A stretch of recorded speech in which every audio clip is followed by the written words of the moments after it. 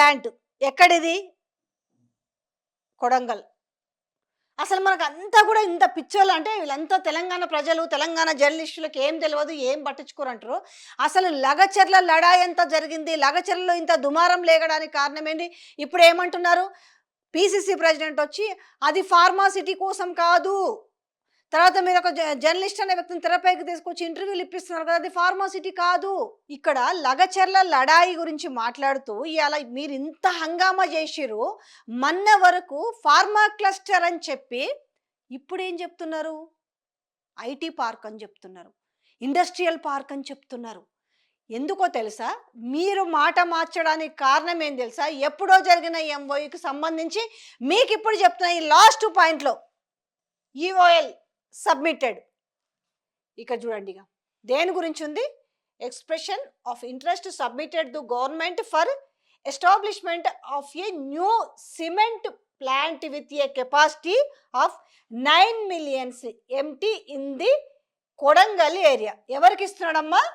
ఇగో ఇది. ఒక్కసారి ఈ దాని గురించి కనీసము నువ్వు 4, 3 అని చెప్తున్నా, నేను ఇది కూడా చెప్పట్లే. మీ కాంగ్రెస్ హయాంలో ఇచ్చినవి, రెండోది బీఆర్ఎస్ హయాంలో ఇచ్చిరు అనేసి మీరు ఫోటోలు చూపించారు కదా. కేటీఆర్ఏ బాజాబ్తో చెప్పిండు. నువ్వు కొత్తగా ఇప్పుడు ప్రింటింగ్ ఖర్చులు దండగా, మీకు ఆ జిరాక్స్ మిషన్ ఖర్చులు కానీ మాతో వచ్చి కంపెనీ ఒప్పందాలు చేసుకుంటామన్నా కూడా మేము గౌరవంగా తిరస్కరించినాం, ఛాయ్ తాపినాం, బిస్కెట్లు ఇచ్చినాం, హుందాగా ప్రవర్తించినామని చెప్తున్నాడు. ఇప్పుడు ఏవైతే మీరు చెప్పినారో ఒక 4 లిస్టు చదివారు కదా, అవి కాస్త సెంట్రల్ గవర్నమెంట్కి సంబంధించిన విషయాలు. రెండోది రోడ్లు, హైవేసు ఎవరు ఆపడానికి లేదు కదా. సో హైవేసు, సెంట్రల్ ప్రాజెక్టు, డిఫెన్స్కి సంబంధించినవి ఆపడానికి లేదు. అవి ఇంకోటి. మీరు ఏవైతే 4 కంపెనీలకు సంబంధించిన వ్యవహారం చెప్తున్నారో ఇప్పుడు అది పేద ప్రజల భూములు లాక్కుంటున్నారా? పోనీ అయ్యాల పేద ప్రజల భూములు ఆగం చేసిరని చెప్పిరా? మీరు ఈరోజు అవి తెరపైకి తీసుకొస్తూ మీరు చేస్తున్న దాష్టికం ఇప్పుడు చెప్పుర్రి. ఇది ఒకవేళ వాళ్ళు చేసిరు, మీకు ఎక్కడ పోయింది సోయి? పాత ప్రభుత్వాలు ఏదైనా తప్పు చేస్తే దాన్ని సరిదిద్దాల్సింది మేము చేయకూడదు. పేద ప్రజలకు సంబంధించి వాళ్ళ పొట్ట కొట్టకూడదు, వాళ్ళ గుండెల మీద గుదిబండ కాకూడదు అనే విషయాన్ని మీరు ఎట్లా మర్చిపోయినరు? ఆ రోజు నేను మళ్ళీ చెప్తున్నాను, రామన్నపేటకు సంబంధించి ఏం జరిగింది? అది అక్కడ డ్రై పోర్ట్ పెడతామని చెప్పారు. ఇప్పుడు డ్రై పోర్ట్కి తర్వాత అంబుజా సిమెంట్కి సంబంధించింది మీకేం తేడా తెలియట్లేదా? ఆ గ్రామాలు ఉంటాయి అక్కడ. ఇప్పుడు మీరేం చేస్తున్నారు? ఇక్కడ ఇన్ని రోజులు మా అందరిని మీరు డైవర్ట్ చేసిరు కదా. ఫార్మా క్లస్టర్స్ అంటేనే వాళ్ళు అంత ఇదిగా ఉన్నారంటే, రేపు కొడంగల్ ఏరియాలో అదే ప్రాంతంలో సిమెంట్కి సంబంధించిన కంపెనీ వస్తే, సిమెంట్ ప్లాంట్ వస్తే ఇంకా ఏ రకంగా ఉంటుందో ఒక్కసారి చూడండి. మీరు ఇది కూడా ఇన్ని చదివితే బాగుండేది. అసలు ఇది ఎందుకు చదవలేదు అనేది నాకు కూడా అర్థం కాలేదు. కానీ లాస్ట్లో చూస్తే కానీ మనకు అసలు కథ అర్థమైంది. సిమెంట్ దీన్ని బాగా హైలైట్ చేసుకొని చూస్తే తెలంగాణ ప్రజల్ని ఏ రకంగా ఏమార్చబోతున్నారు. అయినా ఒక పాయింట్, ఒక దిక్కుకెళ్ళి మీరు అదానికి సంబంధించి నేను మళ్ళీ ఎటు తిప్పినా కథ మీరు ఈరోజు పెట్టిన ప్రెస్ మీట్లో అటే వస్తుంది. అంటే మీకు మహారాష్ట్ర ఎలక్షన్లో అది ఆ రాష్ట్రం వేరు, ఈ రాష్ట్రం వేరు అంటారు కదా. ఎలక్షన్లప్పుడు కూడా చాలా డిఫరెన్స్ ఉంటాయి తెలంగాణలో కూడా. లోకల్ బాడీస్ ఒకలాగా ఉంటాయి, ఎంపీ ఎలక్షన్స్లో ఒకలాగా ఉంటాయి, బై ఎలక్షన్స్లో ఒకసారి ఉంటాయి. ఏం చేసిరు బై ఎలక్షన్ వచ్చినాక? మీరు పీసీసీ ప్రెసిడెంట్ అయినాక బై ఎలక్షన్ వచ్చింది కదా, ఎన్ని వచ్చినాయి? పట్టుమని 2000 ఓట్లు రాలి హుజూరాబాద్లో. దానికి డిఫరెన్స్ ఉంటాయనేది మీరే కదా క్లెయిమ్ చేసుకున్నారు. మళ్ళీ ఈరోజు మహారాష్ట్ర పోతుంది, జార్ఖండ్ వచ్చిందని చెప్పుకునే దరిద్రమైన పరిస్థితిలో ఉన్నారనుకోవాలన్నా. ఏదైనా కూడా మనం చేసింది ఎప్పుడైనా కూడా నేచర్ చాలా గ్రేట్. మనం ఏమి ఇస్తామో అదే తిరిగి వస్తుంది. అది మేబీ మీకు తెలియదా, మరే మీరు చరిత్ర తెలుసుకోలేదా, చదవరా, అర్థం కాలేదు. మనం ఏమిస్తే అది తిరిగి వస్తుంది. ఇవాళ మహారాష్ట్రకు మాకు పక్క రాష్ట్రం మాకేం సంబంధం అంటే, మరి మీరు అందరు పొలోమని పోయినరు కదా ప్రచారాలకి. ఇక్కడ మేము 6 గ్యారంటీ స్కీములు అద్భుతంగా ఇచ్చినాము, మీరు కూడా ఓటేయిర్రి అని అంటే ఏమైంది పాపం? గతంలో 40 వస్తే ఈసారికి సగమైనవి. అవి నమ్మిర్రా? కనీసం మహారాష్ట్రలో తెలుగు ప్రజలు చాలామంది ఉంటారు, వాళ్ళు ప్రతిదీ కూడా అబ్జర్వ్ చేస్తారనే విషయాన్ని కూడా మీరు సోయి తప్పి మర్చిపోతుంది. ఆడ ఇలా ఏమైంది చెప్పనా? పవన్ కళ్యాణ్ హీరో అయ్యిండు. మీరు పోయిన కాడ ప్రతి కాడ తుడుచుకుపోయింది. నమ్మిండ్రా పోనీ. నేను చెప్పే లాజిక్ పాయింట్ అర్థమవుతుందా? గెలిచిరా గెలవలేదా పక్కన పెడితే మీరు పోయిన చోట ప్రచారం చేస్తే ఏమన్నా నమ్మిర్రా జనాలు? మేము 6 గ్యారంటీలు అద్భుతంగా అమలు చేస్తున్నామని చెప్పి చిన్న పదవులు ఇచ్చినా కూడా ఇంతింత లేసి మాట్లాడతాడు. యాడిచ్చినారు మీరు? 6 గ్యారంటీల్లో 13 అంశాలు ఇచ్చిర్రా? ఎవరన్నా గుండె మీద చేసుకొని చెప్పుర్రి. మీకు ధైర్యం ఉంటే ఏడిచ్చిర్రు? మహిళలకు 2500 ఇచ్చిర్రా? పెన్షన్లు 4000 ఇచ్చిర్రా? రైతు భరోసా అన్నారు ఇస్తున్నారా? అదేదో ఆడపిల్లకు స్కూటీలు ఇస్తున్నారు ఇచ్చిర్రా? కళ్యాణ లక్ష్మి కింద తులం బంగారం ఇస్తామన్నారు ఇచ్చిర్రా? కౌలు రైతులకి పైసలు ఇస్తామన్నారు 12,000 15 తర్వాత రైతు కూలీలకు 12,000 ఇస్తామన్నారు ఇచ్చిర్రా? ఎన్నున్నాయి చెప్తే. ఇచ్చిన రెండో మూడింటిని సగం మందికి మీరు ఇవ్వకపోతే వాళ్ళు దుమ్ముగా అని తిడుతుండ్రి. మళ్ళీ ఇంకొక పని ఏం తెలుసా? ఇంద్ర విచిత్రం ఏంటంటే ఈ సోషల్ మీడియా దాటికి తట్టుకోలేకపోతున్నాం కాబట్టి మనం ఇప్పుడు 100 ఛానల్ని మనం ఇట్లా గ్యాదర్ చేయాలి, మనం చేసిన మంచిని అంటే చూపించాలని మన ఒక మీటింగ్ పెట్టిర్లే. సరే మా లాంటి వాళ్ళకి విలువరు అనుకోండి, అది వేరే విషయము. పిలిచి ఏం చెప్పిర్రు? మా సంవత్సరం పాలన ఎట్లుంది, మమ్మల్ని మీరు కాపాడుండ్రి, మాకు పాజిటివ్గా వార్తలు చేయుండ్రి, ఏమంటారు దేభ్యరించే పరిస్థితికి అడుక్కునే పరిస్థితికి వచ్చారు. పాపం కొన్ని చిన్న చితక కొన్ని సోషల్ మీడియాలు ఉంటాయిలే కొన్ని, మా లాంటి వాళ్ళనేమో అంటారు వీళ్ళు జర్నలిస్టులా మేము ఎప్పుడు చూడలేదంటారు. వాళ్ళు ఎవరో మాకు తెలియని కూడా తెలియదు. వాళ్ళు పాపం ఆ కెమెరాలు ఇచ్చి పంపిస్తుంటే ఆడేడ మన ఆ వరి కుప్పల కాడ వెనకాల మాట్లాడుతుంటే మాకైతే ఎందులకి ఇంత అవస్థ అనిపిస్తుంది. వాళ్ళని పాజిటివ్గా మాట్లాడించలేక వీళ్ళు పడుతున్న నానా యాతన చూస్తుంటే 10లో ఒక్కడన్నా పాజిటివ్గా మాట్లాడతలేడు. ఆ మాట్లాడినోడిని ప్రిపేర్ చేసి మళ్ళీ దాన్ని తీసుకుపోయి కాంగ్రెస్ లీడర్లు రీపోస్ట్ చేసుకుంటున్నారు. ఇంత దౌర్భాగ్య పరిస్థితులకు వచ్చే బదులు మనం ఇచ్చిన హామీలను నెరవేరుద్దాము, రైతుల గోస తీరుద్దాము. మహిళలది ఏంది పాపం, పెద్దోళ్ళ పంచాయతీ ఏంది పాపం, ఆ ముసలోళ్ళు ఇస్తారేమో అనేసి వాళ్ళు మీరు ఏదో ఆశ పెడితే పాపం 101.8% తోటి ఎట్లనో గెలుస్తుంది.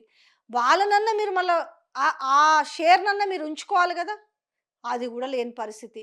ఇంత కింద మీద పడి ఎన్ని అబద్ధాలు మీరు చెప్పాలన్నా గిట్లా బయటకు వస్తున్నాయి. ఇవాళ రేవంత్ రెడ్డి ప్రెస్ మీట్ పెట్టి నిజంగా నిన్నమ్మన్నాడు దాకా ఇది ఎవరు సక్కంగా చూడలే.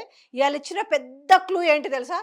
పెద్ద గుట్టురట్టయిన భాగోతం ఏందనంటే కొడంగల్లో గుర్తుపెట్టుకోండి, ఫార్మా అని చెప్పి అసలు కరెక్టే వాళ్ళు ఏదో నిజమే చెప్తారు. మనమే అసలు మార్పు అన్నారు కదా, మార్పు జరిగిందా లేదా? ఆనాటి రోజులు తెస్తాం అనేసి రేవంత్ అన్న మంచి పాట 3 రంగుల జెండా పాట రాయించుకున్నాడు. ఎగ్జాక్ట్లీ అబ్బా, ఆయన ఏం చేయాలనుకున్నాడో అదే చేస్తున్నాడు. కానీ గమనించలేకపోవడం పాపం మన పొరపాటు. అదే చేస్తుండు ఆయన. ఆనాటి రోజులు తెస్తాడు, అవే రోజులు తెచ్చిండు. ఇవాళ ఏంది, ఇవాళ ఫార్మా అని చెప్పేసి ఆయన చెప్పిండు కదా, చెప్తున్నాడు ఒరే నేను ఫార్మా కాదు అని చెప్తున్నాడు. కరెక్టే కదా, ఫార్మా కాదు, ఏం తేవాలనుకుంటున్నాడు? Cement plant. ఇగోండి ఎంత, 9 million empty in the Kodangal area. So ఆయన జిల్లాలోకి అదానితో కుదుర్చుకున్న ఒప్పందం ఏమైనా, ఇవన్నీ మామూలుగా వదిలిపెడదాం. ఇప్పుడు ఏది ఈ పంప్డ్ స్టోరేజ్ ప్రాజెక్టు 500 మెగావాట్స్ కావచ్చు. తర్వాత ఇంకొకటి ఏంది, ఇక్కడ ఉంది కదా సిమెంట్ గ్రైండింగ్ యూనిట్ ఇక్కడ.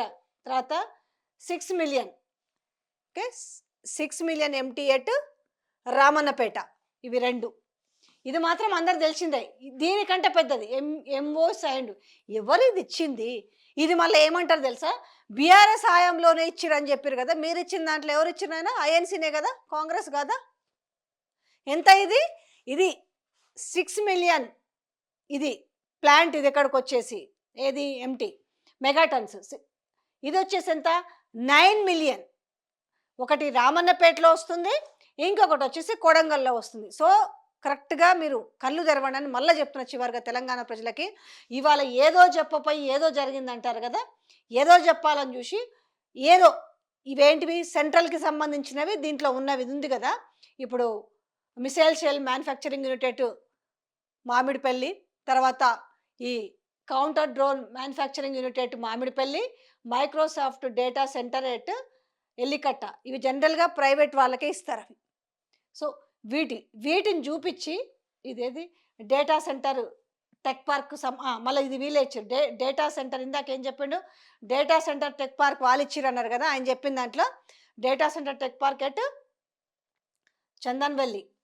సో అవుతుంది ఇప్పుడు ఆన్గోయింగ్లో భూసేకరణ జరుగుతుంది. ఎంత భూమి అంటే ప్రపోజల్ ఫర్ 49 ఎకరాస్.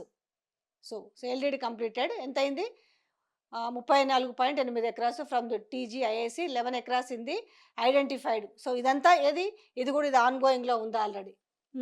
ఇక మెయిన్ ఇది logistic park and dry port Ramanna logistic, ఇదే రామన్నపేటలో ఉంది. ల్యాండ్ అప్రూవల్ పెండింగ్ అని చెప్పింది కదా, ఇది 375 ఎకరాలకు సంబంధించింది. ఇందులోనే క్లియర్గా మనం చదువుకుంటే పాయింట్స్ అని ఇందులో ఉన్నాయి. ఇగో logistic park and dry port at Ramannapeta అని వీళ్ళు మార్చుకున్నారు కదా, ఇది ఎప్పుడు ఇది అప్రూవ్డ్ అండ్ ఇగో ఇది ఐఎన్సి కాంగ్రెస్ అని ఇచ్చింది కదా, ఇదే పాయింట్ దేంట్లో ఉంది మళ్ళీ మనకి లేదు. ఇది ఈ డ్రై పోర్ట్ లేదు.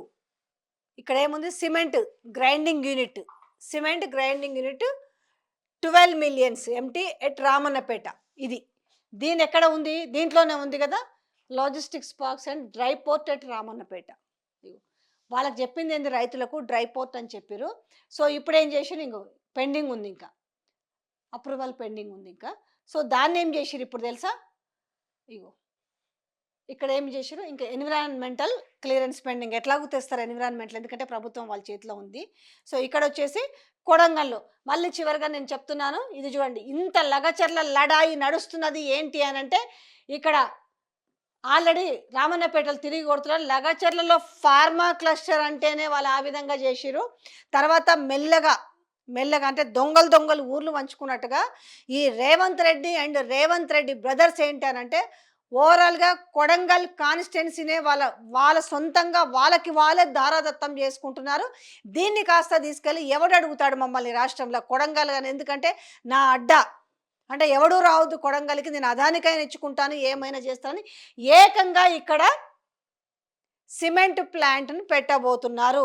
సో చాలా థ్యాంక్స్ చెప్పాలి రేవంత్ రెడ్డికి. ఎందుకంటారా, ఈ విషయాన్ని పాపం మీరు చదువుకున్నారో చదువుకోలేదో కింది పాయింట్లో మీరు ఏమేమి ఇచ్చిర్రు అనే దాంట్లో సో అసలైన భయంకరమైన నిజాలు బయటకు వచ్చినాయి.